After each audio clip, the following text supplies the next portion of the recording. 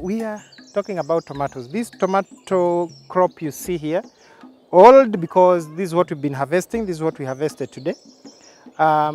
It's from May 20th, so also roughly about 75 days. It really matures quickly.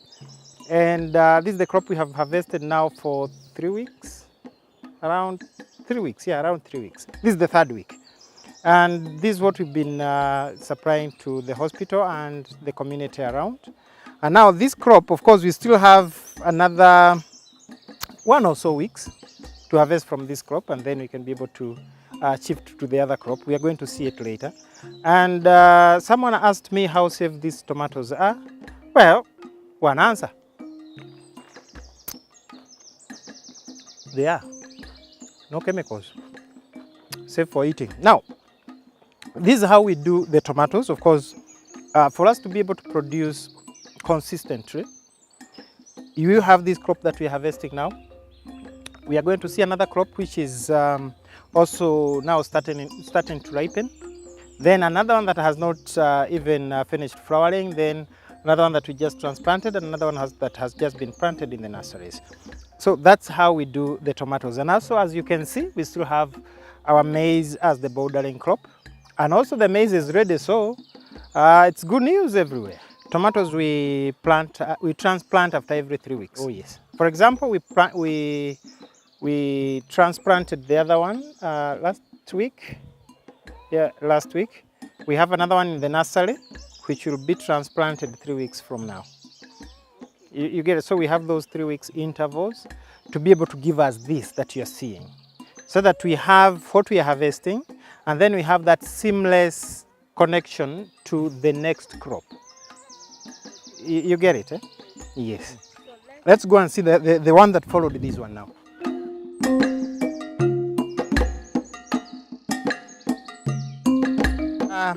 This is the second crop we planted after the one we have shown you which we are harvesting right now. This is what we are going to harvest next week. Starting next week, we should be able to get some ripe tomatoes from here.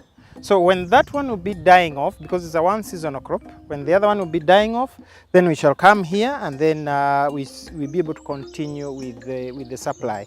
Now, if you noticed, the other crop we had a different kind of support system, and here we have a different kind of support system.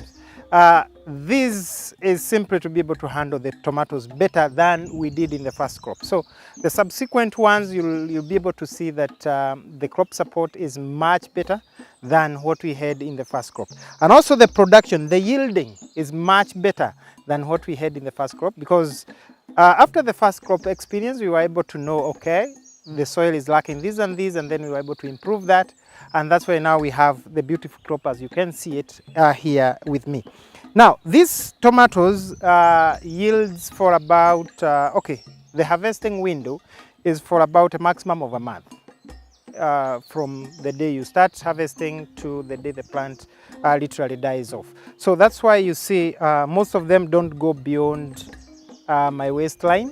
And then right now, as of this minute, you find that the flowering is really not much, because now the plant at this point is concentrating on the fruits, enlarging the fruit size to be able to give us the best weight possible from one fruit. So now from this crop, someone has reminded me about the name. We are planting Novelle. It's a variety we call Novelle. It's an open field crop which is tolerant to bacteria wilt. Bacteria wilt is a disease, a bacteria-caused disease that makes the tomatoes to wilt. So Novelle is a friendly tomato to plant in such an environment, and that's why we are using it. From here, we are going to see another crop that we planted 3 weeks after this one. Then you'll be able to see the consistency that we are talking about. Thank you.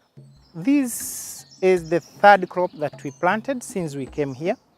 Right now we are at the flowering stage. That's why you see flowers all over the place. I'm seeing bees surrounding me, doing a very good job, helping us with pollination. Pollination is simply the process through which, you know, the pollens fall into the stigma, and then the fruit forms, the process of forming a fruit.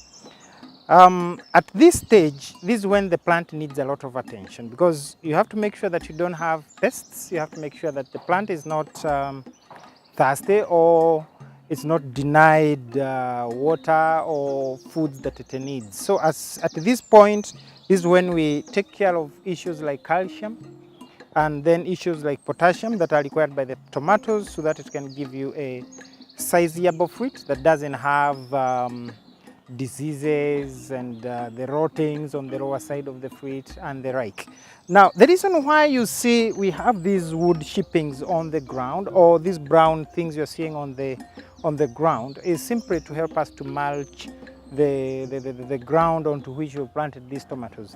Now, this mulching helps us in different aspects. Number one is that it suppresses any weeds that may want to grow, because it's covering the entire ground. So we don't have to, you know, weed and reweed all the time. So this mulching is for that purpose. Then we also have the issue of water retention in the soil. Retaining water in this kind of environment is something that you cannot take lightly, because without that water, really these tomatoes cannot grow this beautifully. Now, at this stage, as you see behind me, you may be able to see someone who is doing some work. We are doing what we call tree rising, or supporting the plants, because at this point the plant is so vigorous, it's growing every single day. And a tomato plant normally grows 1 centimeter a day in all directions. So it's really a very vigorous stage, and that's at this very stage you have to keep supporting it and making sure that it has enough aeration under there. Without the aeration, the tomatoes are not going to, they are going to get what we call fungal infections, and fungal infections end up killing the tomato plant. Now, these plants, of course, at this stage it wants to grow in any direction, but it is at this very point that we tame the plant by pruning off the branches that we don't want, and the excess leaves, so that the plant can be able to we can be able to handle the plant. Otherwise, the tomato can be a wild crop, and then you fail to manage it, because once it grows wild, it becomes very hard and very difficult to handle. So this is the crop that we planted as the third crop, and then from here we have another crop that we planted of recent, I think a week ago, which is now following this one. Now, that crop that we planted a week from now will be able to flower maybe in 2 weeks' time, and then it will be at this stage. Then the one that is in this stage will be in the stage where we've just come from. So that is the consistency that we are talking about, and this is the care that we give in this farm. It's not a simple job, but trust me, it's enjoyable, because this is what gives us life. This is what we like doing. We have just looked at 3 different stages of tomatoes, which we had earlier planted. Now, this is the 4th stage that we have, and this one we transplanted last week, which is roughly 8 days from now. And you can already see the crop has already started growing. It has finally caught properly in the ground, and this is where the nursery management comes in handy. If the tomato is planted right in the nursery, when you transplant, like you can see, you don't experience much death after transplanting. Now, if you look keenly, most of these tomatoes now have all caught up at the same speed, at the same rate. And then the garden was prepared right, the manure was applied, the irrigation system is set. I mean, there is no excuse for this crop not to grow, unless we have other natural issues which we may not really be able to control. But now this crop, we expect it to start flowering a week or 10 days from now. That's when they start flowering, and that's when we start applying calcium supplements to help it handle the flowering, and some of other micronutrients that the tomatoes need at that stage. At this stage, mainly what we concentrate on is the vigor of the plant, or what we would call the vegetative growth of this plant, so that we make sure it gets enough vigor to be able to flower properly and to be able to have the right stem and the right root system. At this point, that's what we are concentrating on, to make sure that this plant has the right foundation, so for it to be able to give us the kind of tomatoes that you've seen in the previous recording. Now, this kind of crop here, we've not yet started supporting with the crop support, or what you saw us trializing the other side with the ropes and with some metals, because at this point it doesn't really need it. It will come after 2 weeks. On the second week from now, that's when now it will be in need of that system. So the system, the setting we've done here is that we have the tomato that we are harvesting. We have the one that we shall start harvesting next week. We have the tomato that we shall start harvesting in a month's time. And now we have this one that we shall harvest in 2.5 months' time, so that we make sure we have that consistency in production. If you look on my left, we have the cabbages on the upper side, and then we have the maize bordering the cabbages and these tomatoes.